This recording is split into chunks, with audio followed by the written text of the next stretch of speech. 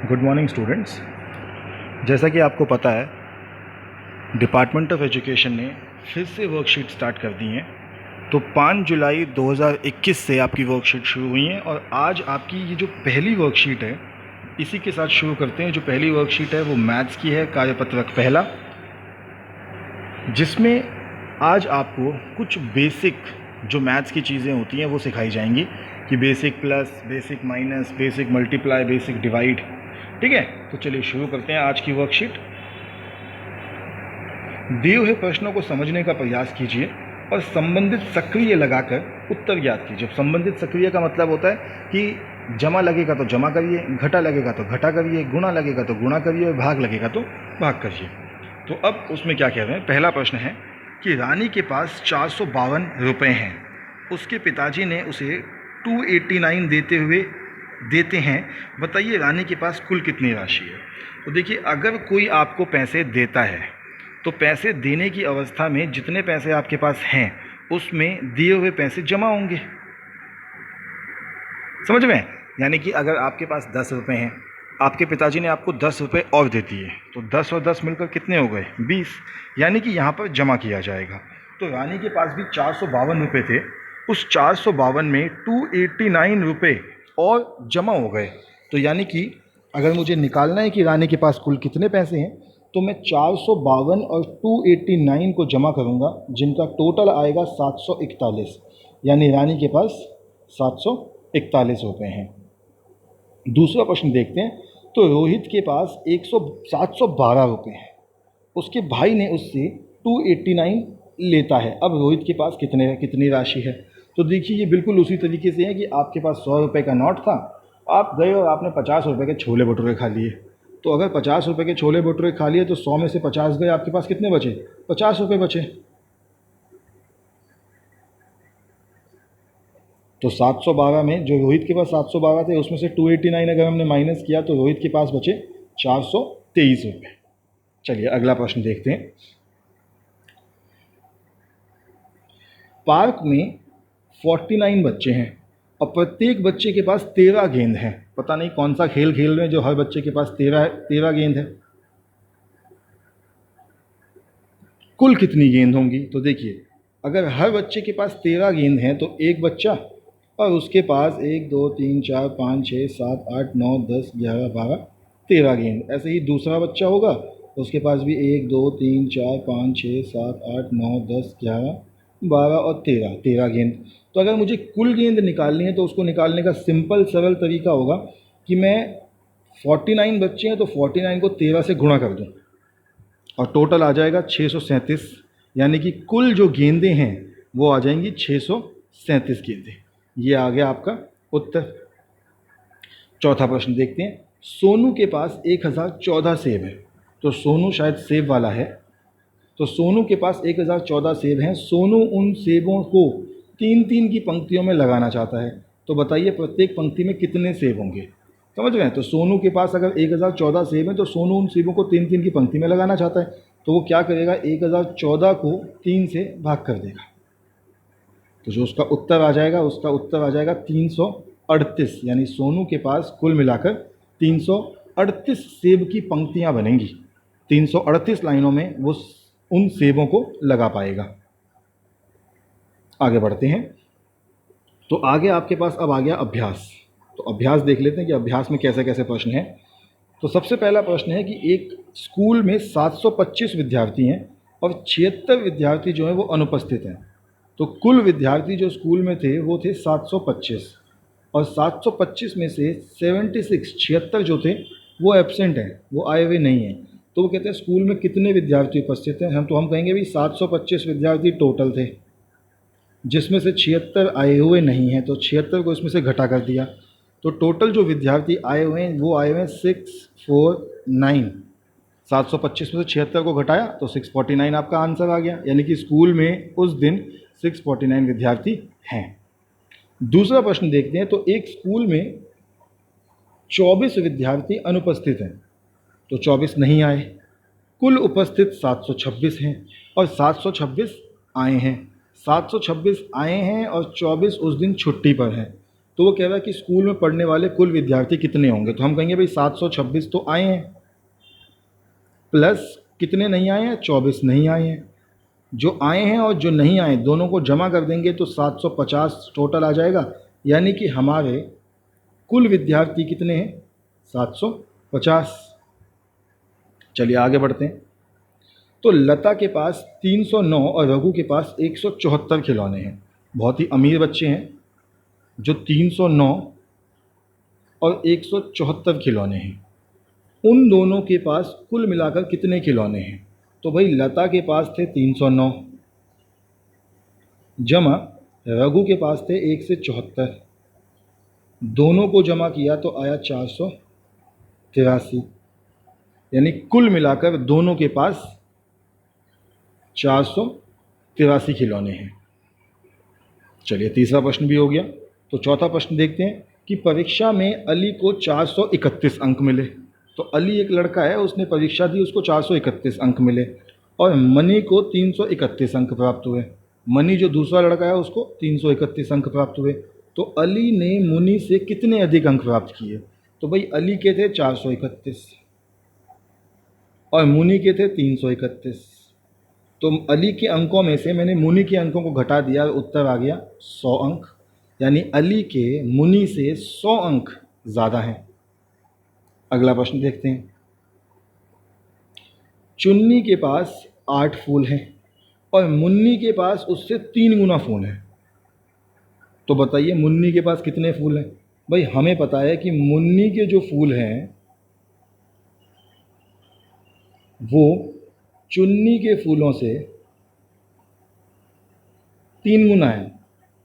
यही प्रश्न में हमको दिखा था। तो मैंने कहा भाई मुन्नी के पास 3 गुना चुन्नी।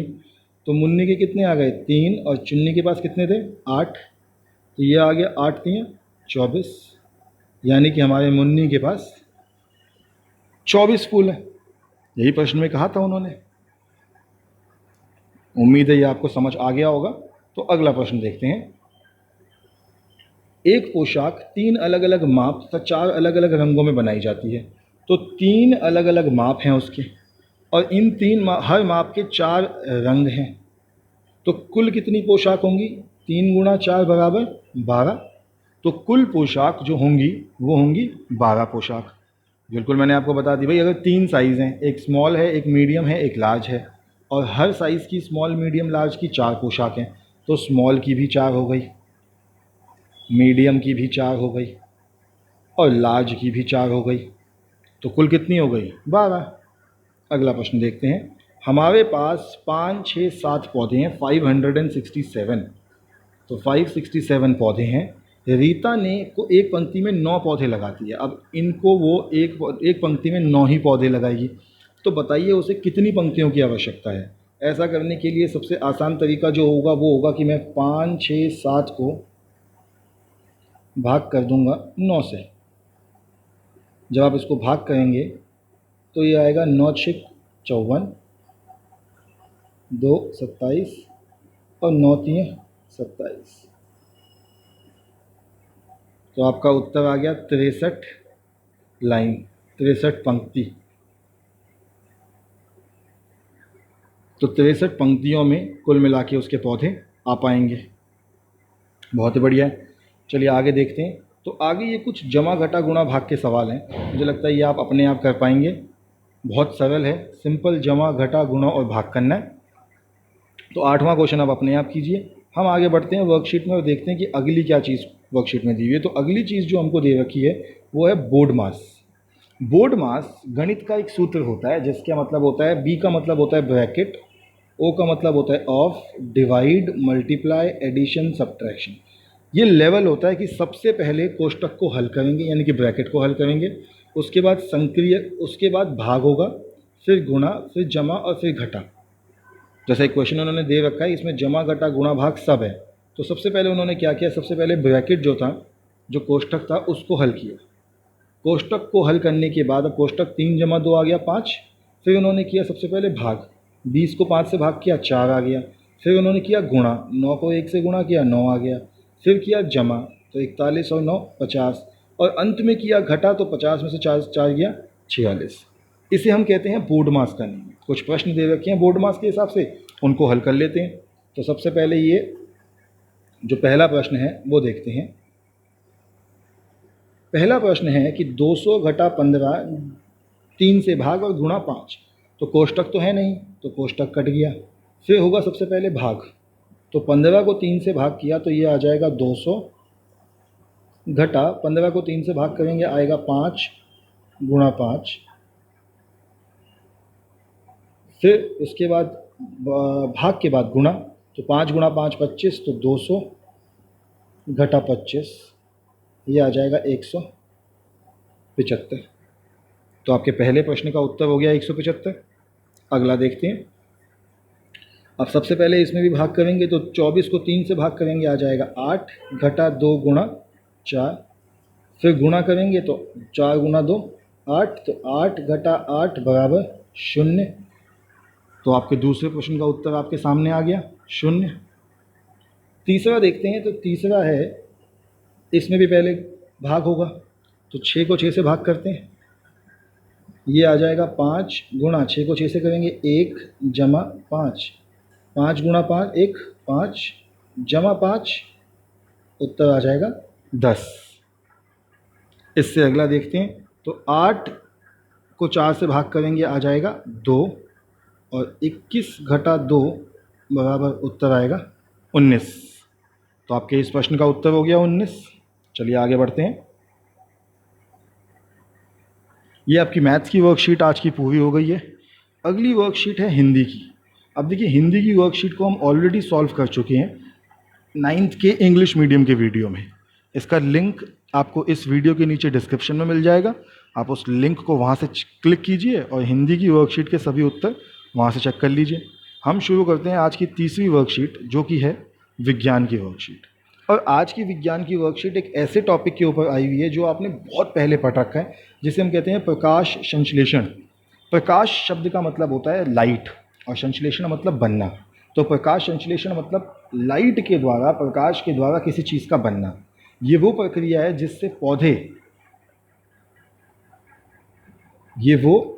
जिससे पौधे अपना भोजन स्वयं बनाते हैं। आपको पता है कि हम सबको खाना कहाँ से मिलता है? पौधों से। आप आम खाते हैं, पेड़ पे लगते हैं। आप मूली खाते हैं, पेड़ पे लगते हैं, वो पौधे होते हैं उस मूली के। आप पालक खाते हैं, उसके पौधे होते हैं। आप सेब खाते हैं, पेड़ पे लगते हैं। आप जितनी भी फसल हम खाते हैं, जितना हम भोजन खाते हैं, सारा का सारा भोजन पेड़ों पे लगता है। वो पौधे अपना भोजन प्रकाश संश्लेषण की प्रक्रिया से बनाते हैं। तो एक पादप के विभिन्न भाग होते हैं। पादप का वह भाग जो मिट्टी की सतह के ऊपर रहता है उसे शूट सिस्टम कहते हैं। इसमें तना, शाखाएं, पत्तियां, पुष्प, कली आदि सम्मिलित हैं। पादप का वह भाग जो मिट्टी की सतह के नीचे होता है वह रूट सिस्टम कहलाता है। इसमें जड़ एवं मूल रोम सम्मिलित होते हैं। तो किसी भी पौधे के दो हिस्से हैं, एक वो जो मिट्टी के ऊपर है और एक वो जो मिट्टी से नीचे है। जो मिट्टी के ऊपर है उसे हम कहते हैं कि वो शूट सिस्टम है। जो मिट्टी से नीचे है उसे हम कहते हैं कि वो रूट सिस्टम है। पत्तियां सामान्यतः क्लोरोफिल, हरा वर्णक की उपस्थिति के कारण हरे रंग की होती हैं। इसको ध्यान से समझिएगा कि हर पत्ते में क्लोरोफिल नाम का एक पदार्थ होता है और उस पदार्थ के कारण ही पत्ते हरे दिखते हैं। पादप प्रकाश संश्लेषण द्वारा अपने भोजन का निर्माण कर सकते हैं, इसलिए वह स्वयंपोषी कहलाते हैं। तो स्वयंपोषी जो जीव होते हैं वो ऐसे जीव होते हैं जो अपना भोजन स्वयं बनाते हैं, जबकि जंतु अपने भोजन के लिए पादपों पर निर्भर होते हैं, इसलिए वह विषमपोषी कहलाते हैं। तो विषम मतलब कोई और पोषी मतलब खाना। विषमपोषी जीव मतलब ऐसे जीव जो अपना खाना दूसरे जीवों से प्राप्त करते हैं। फिर तीसरा जो हम बात करते हैं वो है प्रकाश संश्लेषण। तो देख लेते हैं प्रकाश संश्लेषण क्या होता है।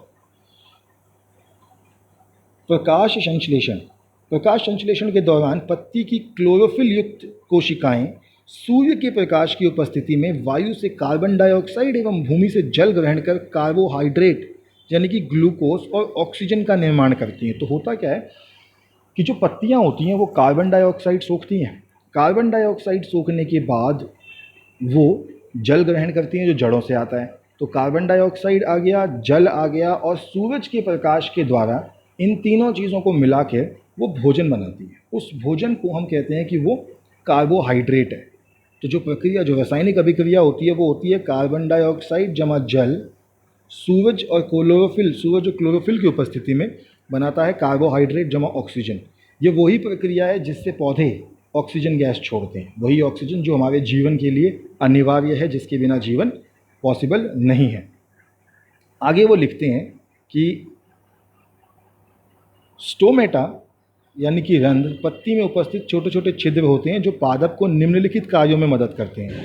पहला है गैसों का आदान प्रदान, पत्तियों द्वारा जल का वाष्पोत्सर्जन। तो जो पत्तियां होती हैं उसके अंदर छेद होते हैं बहुत छोटे छोटे, जो हमें ऐसे सामान्य आंखों से नहीं दिखते, तो उसके अंदर कुछ प्रक्रियाएं, कुछ चीज़ें होती हैं, जिसमें से पहली चीज़ है कि वहाँ से पानी बाहर निकलता है, वहाँ से ऑक्सीजन बाहर निकलती है, वहाँ से कार्बन डाइऑक्साइड बाहर निकलता है, वहाँ से ऑक्सीजन और कार्बन डाइऑक्साइड अंदर भी लिया जाता है। जैसे हम नाक से सांस लेते हैं, ऐसे ही पौधे इन वात रंध्रों से, इन रंध्रों से सांस लेते हैं। उसके अलावा जो जल बाहर निकलता है उस प्रक्रिया को हम कहते हैं वाष्पोत्सर्जन, मतलब वाष्प का उत्सर्जन, वाष्प का बाहर निकलना। फिर बात आती है कवक। तो कवक ऐसे जीव हैं जो अपना पोषण किसी मृत और विघटित जैविक पदार्थ से प्राप्त करते हैं, इसलिए इन्हें मृतजीवी कहते हैं। मृतजीवी मतलब जो मरे हुए जीवों से अपना पोषण प्राप्त करें, उन्हें कहते हैं मृतजीवी पोषण। चलिए क्वेश्चन उत्तर देख लेते हैं अब इस वर्कशीट के।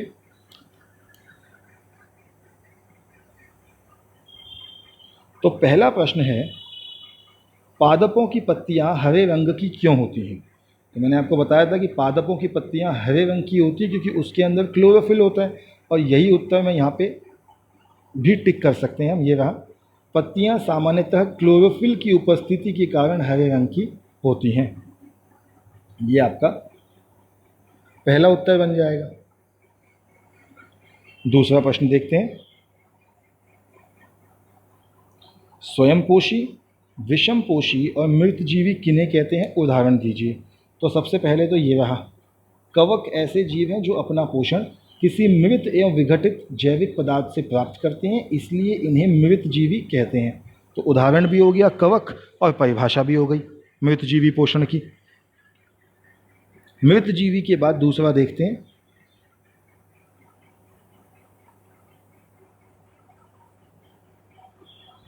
पादप प्रकाश संश्लेषण द्वारा अपने भोजन का निर्माण करते हैं, इसलिए वह स्वयंपोषी कहलाते हैं। तो उदाहरण हो गया पादप और परिभाषा हो गई स्वयंपोषी पोषण की। इसी के साथ जंतु अपने भोजन के लिए पादपों पर निर्भर होते हैं, इसलिए वह विषमपोषी कहलाते हैं। तो विषमपोषी जो हो गया वो हो गया ऐसा पोषण जिसमें पादप दूसरे जंतुओं द्वारा ग्रहण किए जाते हैं, खाए जाते हैं, और इसलिए दूसरे जंतु विषमपोषी पोषण कहलाते हैं। तो तीनों की परिभाषा हमने देख ली, विषमपोषी की भी, स्वयंपोषी की भी और मृतजीवी पोषण भी। तीसरा प्रश्न देखते हैं,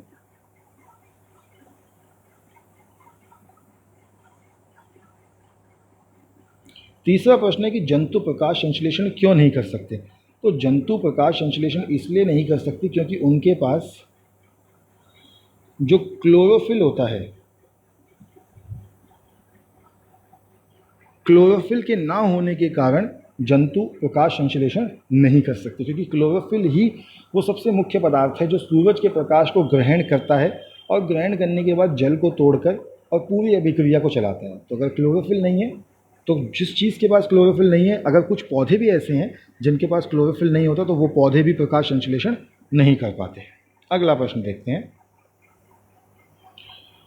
प्रकाश संश्लेषण किसे कहते हैं? चित्र द्वारा स्पष्ट कीजिए। तो देखिए, प्रकाश संश्लेषण और उसका चित्र बनाना है, देख लेते हैं।